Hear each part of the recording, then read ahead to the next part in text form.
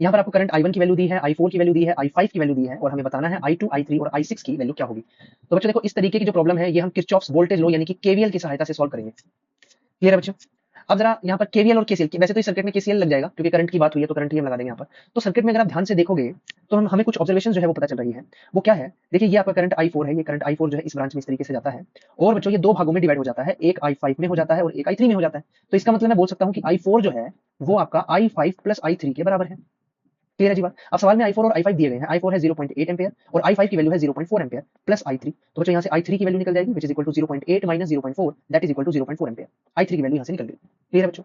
अच्छा अगर आप ध्यान से देखोगे तो इस ब्रांच में I5 करंट जा रहा है और ये वाला रेजिस्टेंस सीरीज में कनेक्टेड है। तो बच्चों I6 और I5 ये दोनों बराबर होंगे क्योंकि सीरीज में करंट की वैल्यू सेम होती है। यानी कि बच्चों I5 बराबर होगा किसके? I6 के। यहाँ से ये बात पता चल रही है और I5 सवाल में दिया गया है तो I6 की वैल्यू, अगर I5 की वैल्यू 0.4 एम्पीयर है तो I6 की वैल्यू भी 0.4 एम्पीयर होगी। कोई दिक्कत नहीं। अब आगे देखिए, अब अगर मैं सर्किट में ध्यान से देखूं तो बच्चों ये जो करंट आ रहा है दैट करंट I2, ये जो करंट I2 है ये किन किन करंट से मिलकर बना है? तो देखोगे I6 करंट से मिलकर बना है, I3 करंट से मिलकर बना है, ठीक है, I6 I3 और I1 करंट से भी मिलकर बना है। देखिए ये करंट यहाँ पर जा रहा है। तो बच्चों हमें यहाँ से पता चल रहा है कि जो I6 प्लस I3 है, I6 प्लस I3 है ये बराबर है किसके? I2 प्लस I1 के। क्लियर है बात?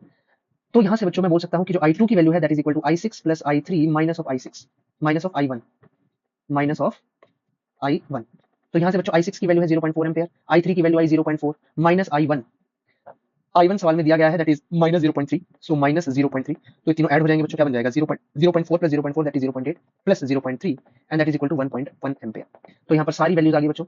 हमें बतानी थी I2 की वैल्यू, तो यहाँ से I2 की वैल्यू कितनी आ गई? 1.1 एम्पीयर।